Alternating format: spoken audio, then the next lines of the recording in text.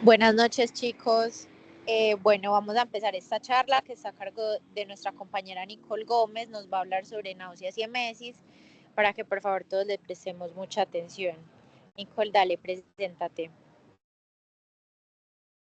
Hola, muy buenas noches, ¿cómo están? Espero que se encuentren muy bien. Ya les voy a compartir pantalla para empezar con la charla, ¿listo?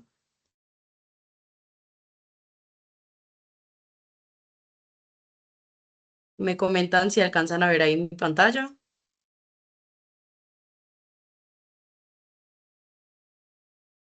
Sí, sí se ve, dale, tranquila. Listo, perfecto. Bueno, como Mari ya me presentó, mi nombre es Nicole Paola Gómez León, soy estudiante de séptimo semestre y hoy vamos a hablar de unos síntomas muy frecuentes en nuestra práctica clínica y que son de gran impacto en la calidad de vida de los pacientes, puesto que estas náuseas y estas emesis no solamente se tratan de una molestia, sino en realidad son síntomas que pueden llegar a impactar a nivel psicológico y a nivel físico, generando fatiga crónica, fracturas costales, deshidratación, alteraciones electrolíticas, anorexia, y esto se da especialmente en esos pacientes que tienen enfermedades avanzadas. Estos son síntomas que se presentan como efectos adversos para más del 50% de los fármacos y junto con el vómito más del 33%, y se describen hasta en el 70% por los pacientes que están en los últimos meses de vida. En terapia oncoespecífica son referidos por el 40% de los pacientes, y cuando no tienen una profilaxis para ellos, entre el 50 al 80% lo van a presentar. Estos síntomas son muy complejos porque pues no van a tener una causa única. Pueden generarse en diferentes sistemas del cuerpo, lo que hace que su manejo no sea uniforme, y esto lo vamos a entender más adelante cuando les explique la fisiopatología. Entonces, ya teniendo en cuenta, pues, como esta introducción, el objetivo de la charla es entender la fisiopatología para poder escoger ese antiemético correcto, porque hay un error que se puede llegar a cometer, que es tratar el vómito sin saber de dónde viene. Entonces, para empezar a hablar ya como de este enfoque que vamos a tener en la charla, debemos tener en cuenta unos términos claves. Em, estos van a ser como esos desenlaces de esos estímulos que se van a dar en la fisiopatología, en cada uno de los sistemas, listo. Entonces, vamos a tener tres términos claves: las náuseas, las arcadas y el vómito. Las náuseas son esa sensación subjetiva de la necesidad de vomitar, que se puede acompañar de síntomas autonómicos como la sudoración, el mareo, el dolor abdominal y la cefalea. Las arcadas son esos movimientos respiratorios espasmódicos y abortivos con la glotis cerrada, junto con las contracciones de la pared abdominal. Es decir, vamos a tener unos movimientos sin que genere la expulsión del contenido. Y ya el vómito es cuando ese contenido gástrico se lleva de manera forzada hacia afuera de la boca por una contracción sostenida de esos músculos abdominales y el diafragma. Es decir, vamos a tener una expulsión de ese contenido gástrico. Y es muy importante saber que cuando ese no se acompaña de las náuseas, vamos a tener un vómito en proyectil.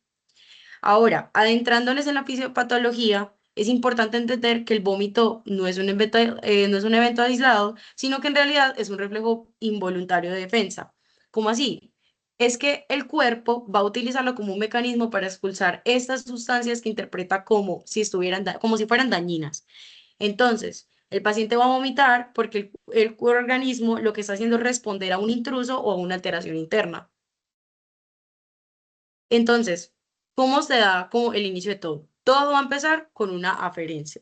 Y esos estímulos pueden llegar de diferentes sistemas, como lo vemos acá en la imagen que les estoy proyectando. Em, Vamos a empezar por el sistema gastrointestinal. Listo. El tracto gastrointestinal va a tener unos receptores químicos. Ellos van a detectar cambios que se pueden presentar a nivel de CPH, por ejemplo, una irritación. Aquí el protagonista de todos los neurotransmisores va a ser la serotonina. Ella va a actuar en los receptores 5-HT3, lo cual es fundamental para que se dé pues ese origen de las náuseas a nivel gastrointestinal. También en el tracto gastrointestinal vamos a tener unos mecanorreceptores a nivel visceral, que detectan esa distensión o el aumento de la presión. Estos estímulos van a viajar principalmente por el nervio vago, que es el décimo par, van a conectar el sistema visceral con el sistema autónomo. Entonces, esto va a explicar por qué, por ejemplo, cuando les mencioné en las náuseas se van a dar esos síntomas autonómicos como la sudoración, la palidez, el dolor abdominal, etc. Ya yéndonos hacia otro sistema, tenemos el sistema vestibular. ¿Qué vamos a ver acá? El predominio de receptores como los de histamina H1 y los de acetilcolina, los M1. Por eso, cuando un paciente presenta pues como, a ver, para que tengamos un contexto así, que algo a todos nos ha pasado. Todos hemos ido en un carro y en algún momento nos hemos mareado. De esas náuseas que se generan por ese movimiento se llama cinetosis. Entonces, todo esto proviene de este sistema vestibular.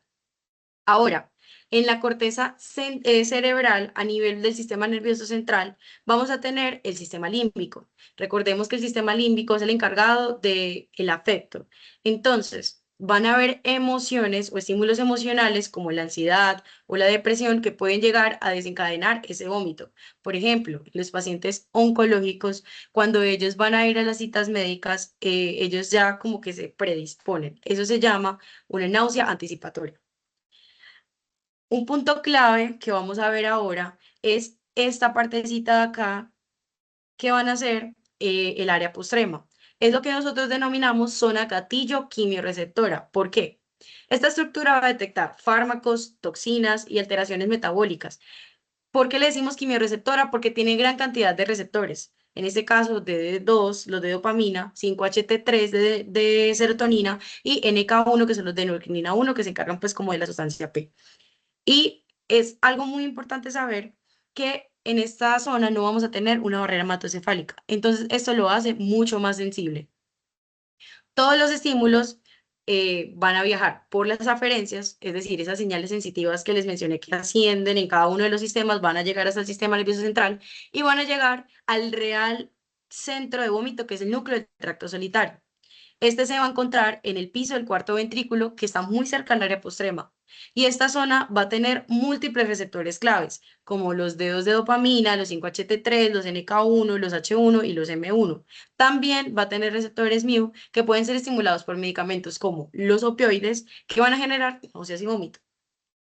Entonces, lo que les he mencionado es para poder entender cómo los antieméticos van a actuar bloqueando pues cada uno de esos receptores. Cuando ya se va a integrar ese estímulo, la respuesta va a salir por esas vías diferentes, las cuales incluyen dos vías, las autonómicas y las somáticas. Las autonómicas son esos pares generales, el 5, el 7, el 9, el 10 y el 12. Y las vías somáticas son los nervios frénicos, los intercostales y los abdominales. ¿Qué va a generar? Que todo es, que los músculos se coordinen y van a producir esos términos claves que les mencioné, que son las náuseas, las arcadas y el vómito. Finalmente, ocurre el vómito. ¿Qué es lo que les había mencionado? Es esa expulsión del contenido gástrico que se va a acompañar del cambio en la motilidad gastrointestinal, se relaja el esfínter esofágico inferior, hay una contracción del diafragma, específicamente en la región hiatal, se cierra la glotis, el paladar blando y se hace la expulsión del contenido gástrico. Ahora, ¿qué es lo que me puede llegar a causar esa mesis o esas náuseas? Lo vamos a clasificar según su fisiopatología, es decir, ya no vamos a adentrar como en esa etiología. Entonces, a nivel, pues como químico, en el área postrema puede ser afectado por fármacos como los opioides y los que se usan en quimioterapia y alteraciones metabólicas. En el origen vestibular vamos a tener la cinetosis y el vértigo. En origen gastrointestinal, tenemos en eso que la gastroparesis y la obstrucción son principales causantes de este tipo de síntomas. Y a nivel cortical, lo que les mencionaba, la ansiedad o la depresión, que son las náuseas anticipatorias. Entonces, la etiología nos va a determinar el receptor y ese receptor nos va a determinar el tratamiento. Entonces, vamos a hablar ya más de la parte de punto de vista clínico, que sería el tratamiento. Aquí hay una idea clave para que siempre tengamos presente y es que los antieméticos se van a elegir según el receptor que queramos bloquear. Entonces vamos a empezar con los antagonistas de dopamina, que son los D2. Aquí vamos a encontrar que esto es el grupo como más utilizado. Aquí encontramos medicamentos como la metoclopramida, la domperidona y el haloperidol. Su mecanismo de acción va a ser bloquear esos receptores de 2 en el área postrema, lo cual los hace muy útiles en náuseas de origen químico, es decir, inducidas por fármacos o alteraciones metabólicas. Pero, aunque ellos pertenecen al mismo grupo farmacológico, pues en este caso, en cuanto a su mecanismo de acción, em, tienen unas diferencias importantes. Por ejemplo, la metoclopramida, además de bloquear esos receptores D2, también es un agonista 5-HT4, lo que hace que aumente la motilidad gastrointestinal, acelere el vaciamiento gástrico y disminuye el tiempo del tránsito del intestino delgado. Por esto es que está contraindicado en obstrucción intestinal. Es muy útil en gastroparesia. La dosis habitual que se usa es de 10 miligramos cada 6 a 8 horas y se recomienda que se dé con estómago vacío, es decir, 30 minutos antes de las comidas. Tiene una vida media de 4 a 6 horas y tiene un inicio de acción de 30 a 60 minutos. Y es la primera línea en pacientes con cáncer avanzado sin una quimioterapia que tienen náuseas y emesis. La domperidona, en cambio, no cruza la barrera hematocefálica, entonces vamos a ver al final que les voy a mencionar como que todos estos medicamentos tienen unos efectos adversos, pues como comunes entre ellos. En este caso, la domperidona no es tan propensa a desencadenar ese tipo de efectos adversos. Actúa como proquinético, aumenta el peristaltismo esofágico y la presión del esfínter esofágico inferior, ayuda con la motilidad gástrica y el peristaltismo, y se usa una dosis de 30 miligramos día. El haloperidol es un neuroléptico que se dirige más específicamente hacia esos receptores de 2, lo que hace que lo usemos en náuseas refractarias y siempre se debe usar la menor dosis efectiva. Entonces, ¿cómo lo hacemos? Iniciamos con una dosis de 0,5 miligramos cada 6 a 8 horas y puede llegar a 5 miligramos cada 8 horas por vía oral. Cuando es vía intravenosa, de 0,5 miligramos a 2 miligramos cada 8 horas. Algo que caracteriza al loperidol, hay que tener cuidado porque puede prolongar el QT y además puede producir efectos anticolinérgicos. Ahora, ¿cuáles eran esos síntomas, esos efectos adversos que podían provocar este tipo de fármacos? Como les mencionaba, ellos bloquean los receptores de dopamina. Entonces, hay que tener cuidado porque de los efectos adversos están los síntomas extrapiramidales, en donde el que menos los genera es la domperidona. Pero hay que tener cuidado en los pacientes que tienen enfermedad de Parkinson porque es una contraindicación. Ahora vamos a hablar de los antagonistas de los receptores 5-HT3. Aquí encontramos al ondansetron. Su mecanismo de acción es bloquear esos receptores serotoninérgicos tanto a nivel periférico como a nivel central. Son particularmente útiles en náuseas y vómitos inducidos por quimioterapia, especialmente en la fase aguda. Su dosis habitual es de 4 a 8 miligramos cada 12 a 24 horas y como efectos adversos. ¿Alguien se le prendió por ahí el micrófono? Listo. Y como efectos adversos vamos a tener que generan estreñimiento, cefalea, em, y es posible que con una dosis mayor a 16 miligramos pueda llegar a prolongar el QT. Ahora vamos a adentrarnos como en el grupo que son los antagonistas del receptor NK1. Estos, aquí se puede encontrar el aprepitant y el fosaprepitant. Entonces, ¿cuál va a ser ese mecanismo de acción? Va a ser bloquear esa acción de la sustancia P a nivel del sistema nervioso central. Su principal indicación va a ser en prevención de náuseas agudas y retardadas en regímenes de quimioterapia de riesgo alto y moderado de meses. Las dosis de 125 miligramos al día de la quimioterapia y se sigue de 80 miligramos diarios durante 2 días después de la quimioterapia. Este grupo también encontramos que le mencioné el fosaprepitant, que se usa una dosis de 150 miligramos intravenoso una vez en el día de la quimioterapia. Ahora vamos a hablar de esos antihistamínicos y anticolinérgicos que en este caso van a ser muy importantes para las náuseas de origen vestibular causados por la cinetosis.